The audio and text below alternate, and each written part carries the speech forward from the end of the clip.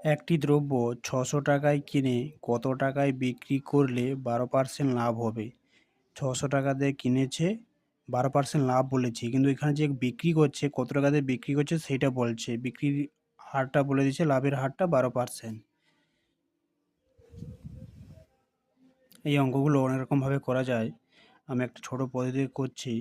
মনে করি হচ্ছে এখানে ক্রয় মূল্য বলে দেওয়া আছে যে ক্রয়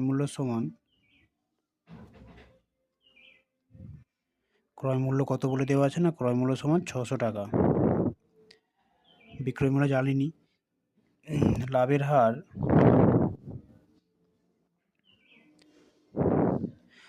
হার কত না, লাভের হার ১২% বলে দেওয়া আছে। যখন বিক্রয় মূল্য বের করতে ক্রয় মূল্য আর লাভের হার দেওয়া থাকে, বিক্রয় মূল্য বের করতে হয় একটা সূত্র থাকে যে বিক্রয় মূল্য সমান ক্রয় মূল্যের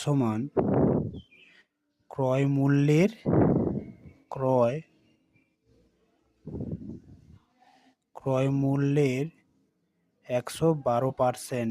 এই ১১২%টা লাভের হার টোটালটা যদি আমার ১০০% হয়, তার ১২% সমান ১১২%।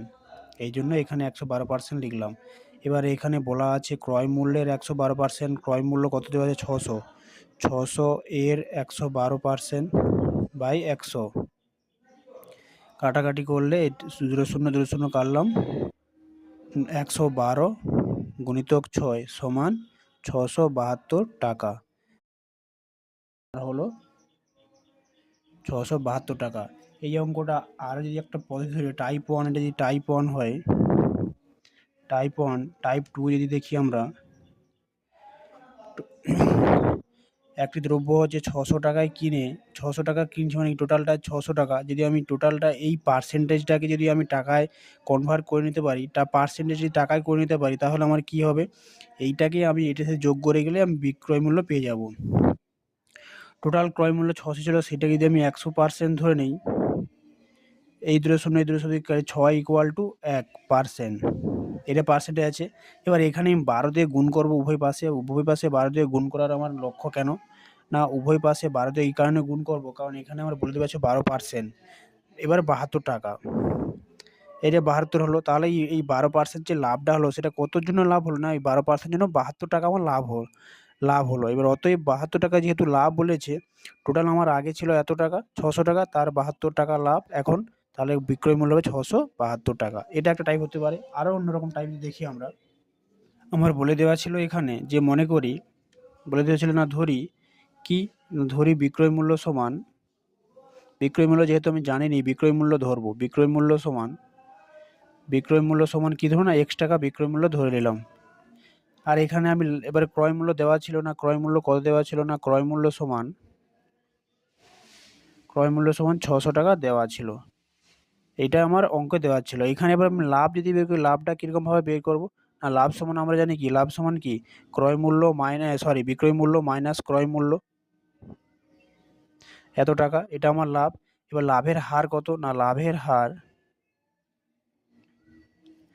লাভের হারটা আমার কত হবে না, লাভের হার সমান কি আমরা জানি কি না, লাভের হার সমান লাভ বাই ক্রয় মূল্য ৬০০ ইন্টু ১০০। এটা আমার লাভের হার পার্সেন্টেজ থাকবে।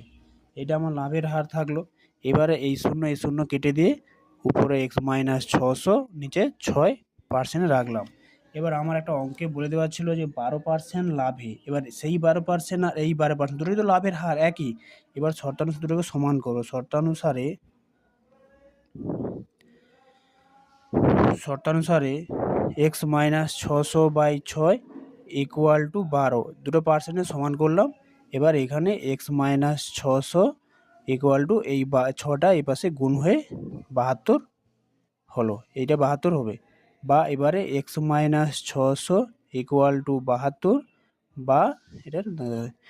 বা x ইকুয়াল টু ৭২, এই ৬০০টা এই পাশে গেলে প্লাস, সমান x ইকুয়াল টু ৬৭২। তাহলে বিক্রয় মূল্য সমান আমার, যেহেতু আমি এখানে x ধরলাম আর এখানে x সমান বিক্রয় ধরছিলাম, অতএব বিক্রয় মূল্য সমান ৬৭২ টাকা। এই অঙ্ক আরও অনেক রকমভাবেই করা যায়, তোমাদের যেটা সুবিধা হবে তোমরা করতে পারো।